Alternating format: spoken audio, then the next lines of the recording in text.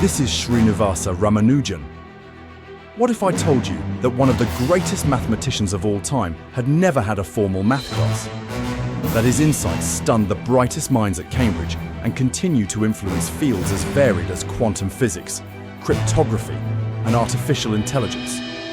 A man who turned numbers into poetry, who solved problems that no one else could even comprehend, and whose genius continues to baffle mathematicians to this day.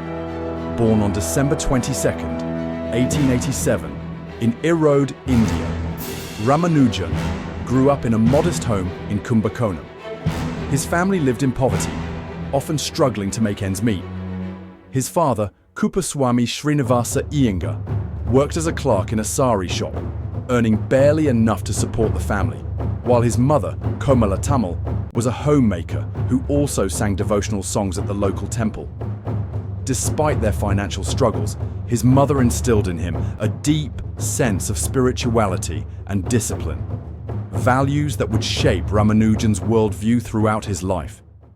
Even as a child, Ramanujan displayed a mind unlike any other. By 1897, at the age of 10, he had already mastered trigonometry, a subject most of us struggle with in high school. By 1900, when he was 13, he was solving advanced mathematical problems that left his teachers in awe.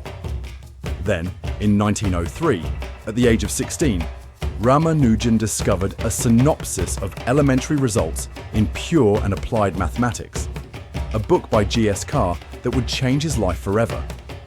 This book wasn't written to teach. It was simply a collection of 6,165 theorems with no explanations. But to Ramanujan, it was like opening Pandora's box. He devoured its contents and began creating his own theorems, often without knowing if they had already been discovered. However, his genius came at a cost. Ramanujan struggled with formal education, failing his college exams in 1906 and again in 1907 because he neglected other subjects in favor of mathematics. By 1909, at the age of 22, he was living in extreme poverty, relying on the kindness of friends to survive while scribbling equations on scraps of paper. In January 1930, at the age of 25, Ramanujan decided to take a leap of faith. He wrote a letter to G.H. Hardy, one of the most renowned mathematicians at Cambridge University. The letter contained over 100 equations, raw, unpolished, and unlike anything Hardy had ever seen. Hardy, initially skeptical, shared the letter with his colleague J.E. Littlewood. After hours of examination, they reached a unanimous conclusion. Ramanujan was a genius of the highest order, comparable to greats like Archimedes and Isaac Newton. In March 1914, Ramanujan boarded a ship to England to collaborate with Hardy at Cambridge. Leaving behind his wife Janaki Ammal, whom he had married in 1909 at the age of 22, was an emotional challenge. Their separation was deeply painful, and his letters to her reveal a man who, while consumed by his work, missed the comforts of home and the companionship of his wife. Life at Cambridge wasn't easy. The cold climate, combined with his strict vegetarian diet and cultural isolation, took a severe toll on his health. Yet, despite these hardships, under Hardy's guidance, Ramanujan refined his work and began sharing his brilliance with the world.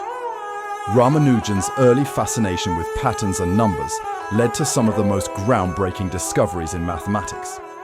His Mach theta functions, introduced in his final letters in 1920, baffled mathematicians for decades and are now a cornerstone in fields like black hole physics and quantum mechanics. His work on modular forms, including the tau function, laid the foundation for advancements in string theory. During his time at Cambridge, he also developed his theories on highly composite numbers, systematically studying numbers with many divisors and creating new ways of understanding number theory that continue to influence research today. One of Ramanujan's most famous discoveries was the partition function, a deceptively simple concept that involves breaking a number into the sum of smaller numbers. While it sounds elementary, the complexity grows astronomically as the numbers increase. Ramanujan's efficient formulas for this function are still used today in computer science and cryptography. Perhaps the most extraordinary of his contributions was his infinite series for pi.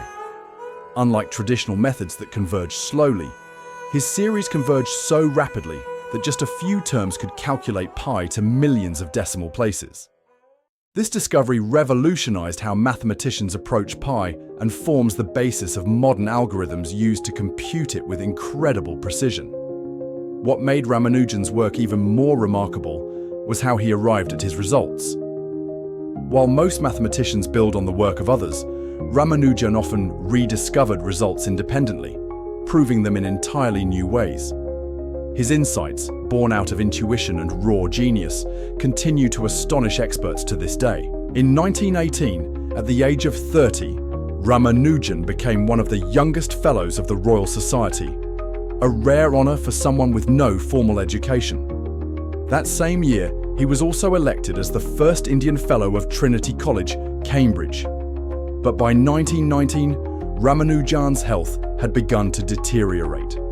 The combination of malnutrition, a harsh climate, and an undiagnosed illness, believed to be either tuberculosis or a liver condition, left him severely weakened. Hoping to recover, he returned to India in March 1919.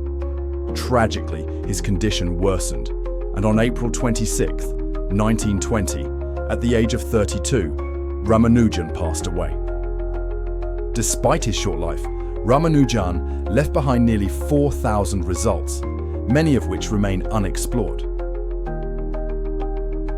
His notebooks, filled with unproven theorems, are still being studied by mathematicians worldwide. Ramanujan wasn't just a mathematician. He was a deeply spiritual person who believed his insights came from the goddess Namagiri.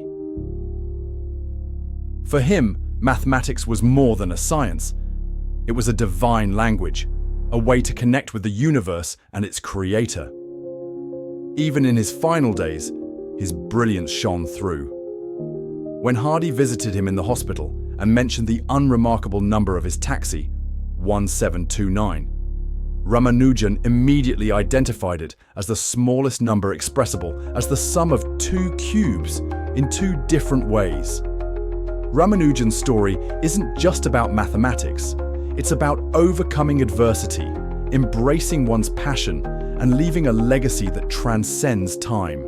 As he once said, "An equation for me has no meaning unless it expresses a thought of God." Through his work, he showed us the infinite beauty of mathematics, a beauty that continues to shape our understanding of the universe. Srinivasa Ramanujan wasn't just a mathematician. He was a once-in-a-millennium phenomenon.